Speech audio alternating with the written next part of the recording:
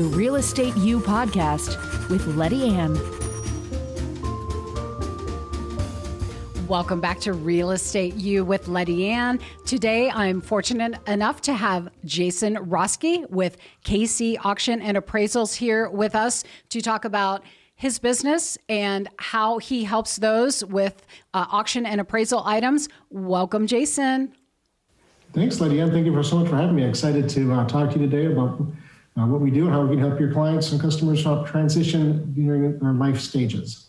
Yes, good way to put that. And I think whether someone's moving or transitioning or not, so many people ask me, Jason, okay, so first of all, I'm from back east, so I'm familiar with antiques. I'm no expert by any means, but great-grandma, grandma, aunts, great-aunts, we've seen and we have a ton of antiques, some of which are from Italy. We have clocks that date back to the late 1800s.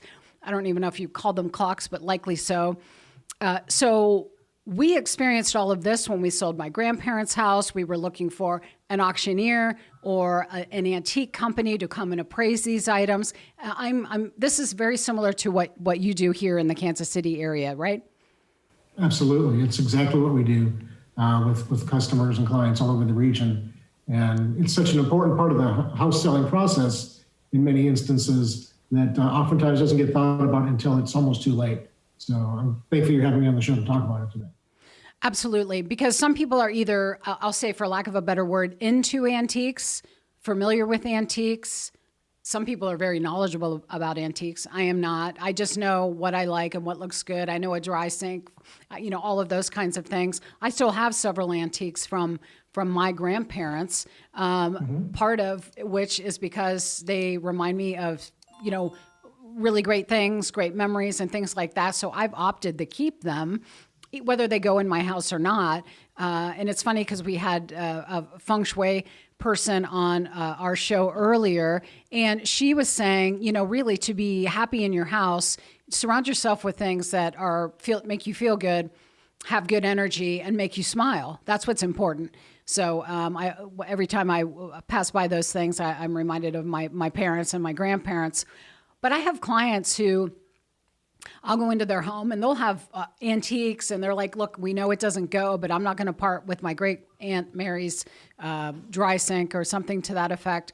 But then other people are ready to relinquish it. They'll say, we can't take all of this furniture with us. And it may not even be furniture, right? It could be a wash basin, some porcelain items, anything, the things behind you. There's really cool posters behind you and prints and whatnot. They said, our kids don't want them. They look at me like, what do I do? I can't take this with me. The kids say, I don't want any of this. How's the antique market? I'm just blessed to know that you're there. So I can say, call Jason, here's his number, reach out to him. He will help you through the process. So there's so many things to talk about. Where would you like to start? Maybe you can help me with the direction of where do we start? Right. So more often than not, we're working with the realtor. It's usually an estate situation, right? Somebody has passed on, is moving to a retirement community, and they're going from a big house to a small house or beyond that. And so the first thing we talk to people about is communication is so important between the patriarch or matriarch of the family and the family itself, right? Understanding what they want and make sure that you talk about that kids don't want stuff. It's kind of a misnomer. It's always been that way. That's live differently now. Yeah. I'm in that generation where I was a latchkey, and I'm just that really weird generation between the 60s and the 90s, right? But like my son, who's 18, the girls he goes to school with and young women he goes to school with, they're not thinking about getting married and starting a family. They're thinking about getting an education and starting a career. And so their ideas of what they need when they're in their 20s is so different than a generation or two ago. And so it's not that they don't want it, it's just that their life is different. And so understand that as a person whose things they are, don't guilt your family into keeping it because of those reasons. But also as the children, whether that's children or grandchildren, be listening and cognizant of why those things may be important to your family outside of the fact that it's just an old piece of furniture. Sometimes the stories that go along with it, like you said, are so much more important than the object itself. How it makes you feel, that connection to your past, that legacy that your parents and grandparents have established over generations is so important to honor if you can in any fashion. And it might just be pictures of the object as opposed to the object if you have the space. But listen to those stories and create those memories, I think, is such an important first step in any situation like this if you have the time and opportunity to do so. So first step, listen, find out what's important and the why behind why that's important. Absolutely. And then the next step before you contact either an auctioneer or an estate sale professional is to go through the house and determine what you really want and what you don't want. I can help you with that. Other auction professionals can help you with that. But realistically, you're paying us to sell the items you don't want or appraise the items you want to keep in the family or get an idea of what's the best option to sell it. We don't necessarily want to spend hours looking at the quilts that you're keeping. They're really fascinating and interesting, but they just detract from the estate as a whole. So go through it and be really, really deliberate about the things you want to keep or sell in your own mind. And it makes the entire process so much more easy. It's such a, as you know, it's such a traumatic experience selling a house, and you throw in an estate situation of any sort into that mix, it really becomes an emotional challenge for a lot of people. How is it different from an estate sale compared to what you do, Jason? Right. So our company is a bit different. We do a lot of estate work. We don't do a lot of estate auctions. And what I mean by that, an estate auction or an estate sale is generally going to sell 95 to 98% of anything and everything in the house. And there are a lot of instances and situations where that's the best option to go. Our company is a little bit more selective. We're looking for things that our customers are looking to accumulate and collect. And so our customers are looking for better quality antiques and furniture, merino rugs, sterling silver, jewelry, artwork, things like that. And sometimes it makes sense to separate those out from the entire estate. Other times it makes sense to keep them all together. And that's what you really gain when you talk to a professional who's been doing it for a while and has a good reputation, is the knowledge of what's the best way to sell anything and everything that you're looking to transport or to distribute amongst the population. So you would come into the home, assess what, because you know what people are looking for, likely have an idea of what things are going for. So you might say, if they say, we're going to relinquish everything in the house, what are your thoughts? And you say, well, this grandfather clock, this might be a piece we pull out. This oak table from circa whatever, let's pull that out. Let's pull out, certain things. And then is that the way you handle that? And then what do you have suggestions? Yes. We go through and we kind of curate the collection. And in discussions with the client saying, the online marketplace is the best place to sell this. These things would do better at a tag sale. Or, we might talk about doing an entire, auction on the yard. We haven't done that for a long time, but I have colleagues who do, where everything it so much depends upon what they have, the condition, location of where the items are, and things along those lines. We really look at it. It sounds really cold and ruthless, but we look at every estate as a business opportunity, and to maximize the results and returns for the family is really our most important. It's our most important task, right? To get them the most return. Although it's not about the money necessarily, but the money is certainly an important factor. I would think that that's in the best interest of the client, the seller, which is the homeowner or the person that these items have been left to.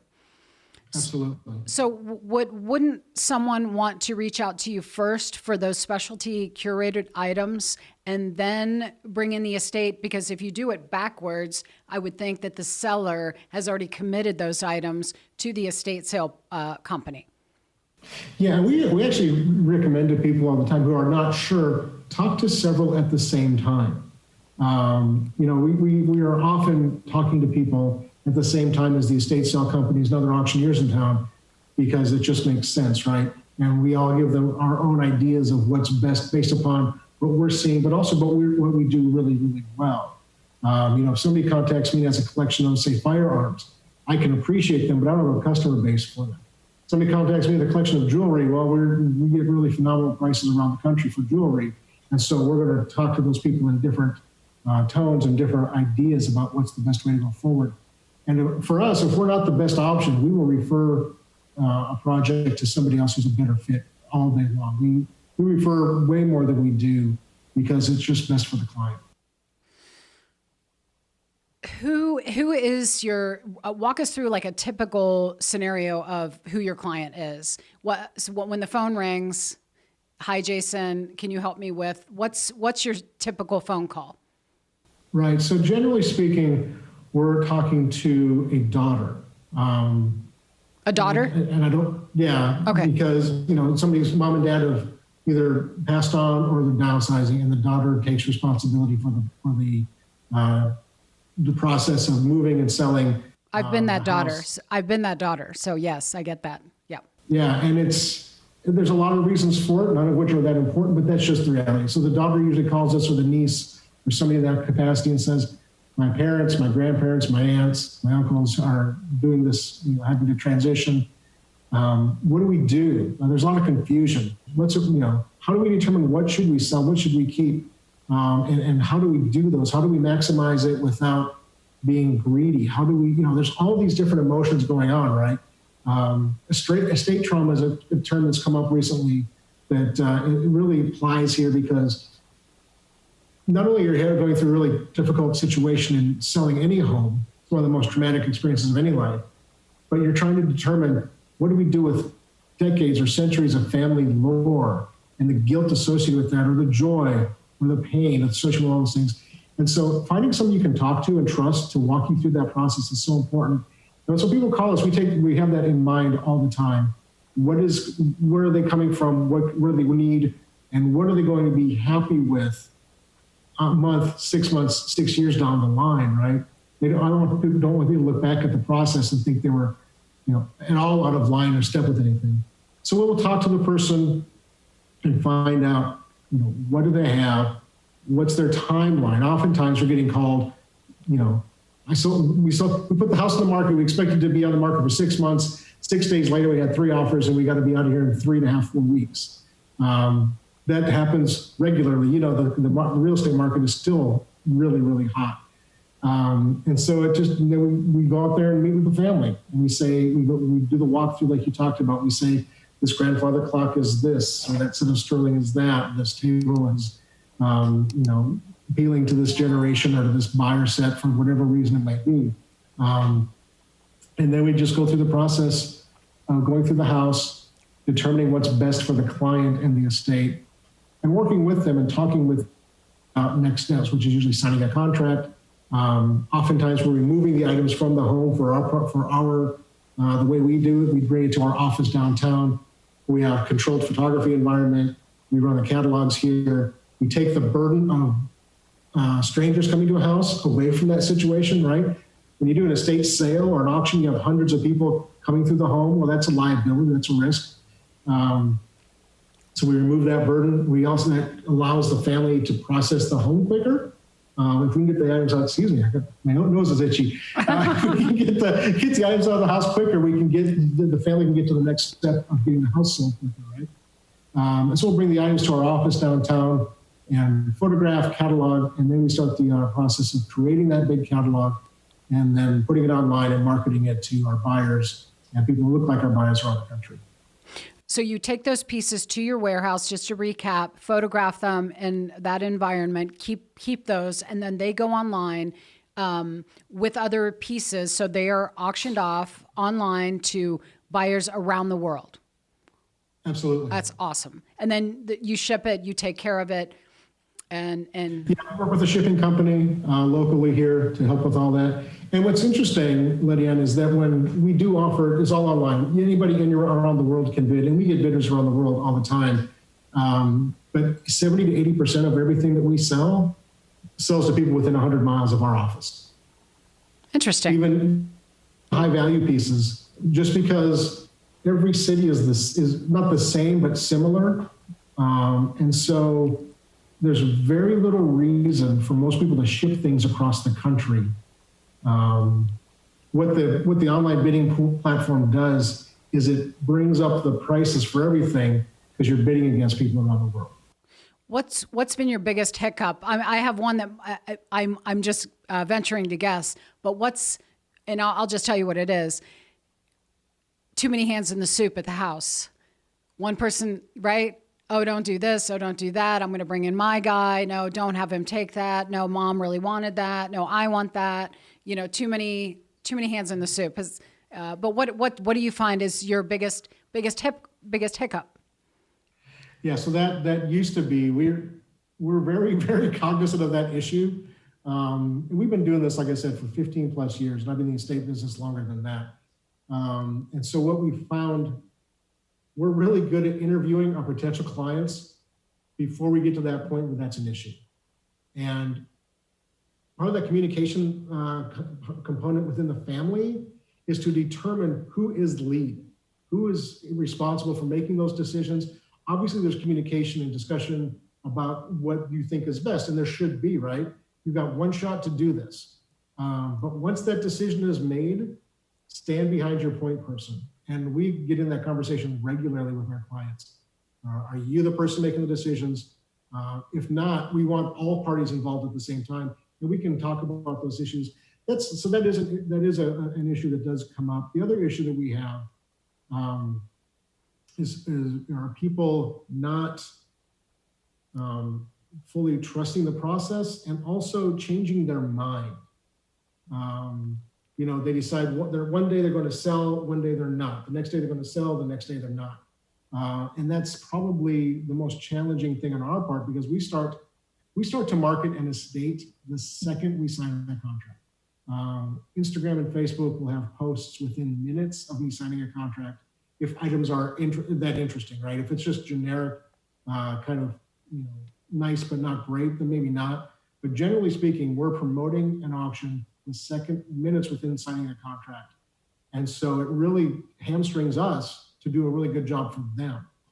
We make sure that that's clear in advance. We really try and lay out the process and talk about it before we sign contracts, so there's not that pushback when it's absolutely not necessary, or it really makes the situation challenging. So when you say auction, that could be just one piece, right? Absolutely. That item is up for auction. You get wheels in motion immediately. So absolutely. I'm seeing we have just about 5 minutes left, and there's so much to ask you. I'm hopeful you'll come back for another episode. 2 questions in closing. What's the most unique item you've auctioned, and what's the most expensive item you've auctioned? Well, since we only have a few minutes, I'll save the joke for another time. It fits to that. No, we want jokes. We want jokes. What's that? We've got time. You want jokes? We want jokes. All right, then. So a buddy of mine, Alan, is an auctioneer as well, and he was doing an estate auction up in northern Missouri. And this guy had a really interesting collection. He had a lot of exotic animals, including a parrot. And a husband of this auction, and the husband was enamored with the parrot, started bidding on it. The wife was like, "What are you doing?" And he's like, "I want the bird." He kept bidding back and forth, and finally he wins the parrot. After the auction was all done, my buddy Alan goes up to him and starts talking to him, and the guy asks, "So tell me about the parrot. Can he talk?" And Alan said, "Well, of course he can talk. Who do you think was bidding against you?" I love it. Is that a true story? Come on. No, of course not. It's not a true story. Parrots can't register for an auction. They don't have an ID. But the most interesting thing you have this trustworthy face, so everything you tell me, I'm believing. So that's a great joke. I love it. Yeah, it gets a lot of laughs everywhere I say it. The most interesting thing I've sold is probably just this spring. Are you familiar with the Monuments movie that George Clooney was in about 10 years ago? No. The Monuments Men. So in World War II, when Hitler and Germany was stealing and looting art from across Europe and destroying and or keeping for the Rijksmuseum they're hoping to open up after the war, the United States military put together a group called the Monuments Men to try and find, locate, rescue, and save and repatriate these objects. And it was extremely important because a lot of these works were being destroyed as Germany was losing the war. They were actually going in these storage facilities and blowing them up, burning them down. So we lost incredible internationally important archives and art during that time frame. But the group that was founded was put together, and the Army guys were like Yale law professors, right, and art historians and things like that. And one of the guys, Lieutenant Commander George Leslie Stout, was from Winterset, Iowa. And his son and daughter-in-law lived here in Kansas City. And his daughter-in-law is the father died obviously a long time ago. The son passed away many, many years ago. And she had his original diaries from the time spent in country finding and locating these pieces. Oh, wow. Wow. And how thick was it? There was 3 volumes. They're all about this thick. There was 3 volumes. They're about this size. Very big. Actually, about the size of my Daytona, right? 3 of those volumes and a few other odds and ends. Did she know what it was? Absolutely. Yeah. Okay. She'd been interviewed many times. She was actually interviewed when they made the movie that George Clooney was in. The Smithsonian had actually transcribed all of those diaries, so they were online already. But it was still so amazing and fascinating for me to sell those. And a lot of people agreed. And in fact, the Smithsonian did buy them from the auction, which was a pretty cool deal. What an opportunity. And what an opportunity for you to be on our podcast today. I will certainly keep you in mind. We'll talk further. So again, I'm speaking with Jason Roske with KC Auction and Appraisal. Please reach out to Jason on his social media platforms. And if you need any advice on a piece or a house full of goods, please reach out to Jason. Thank you so much for being here today, Jason. Absolutely, Lettiann. It was my pleasure. I look forward to doing it again. Thank you. And thank you for tuning in to another episode of Real Estate U with Lettiann. We'll see you on the next episode. The Real Estate U podcast with Lettiann.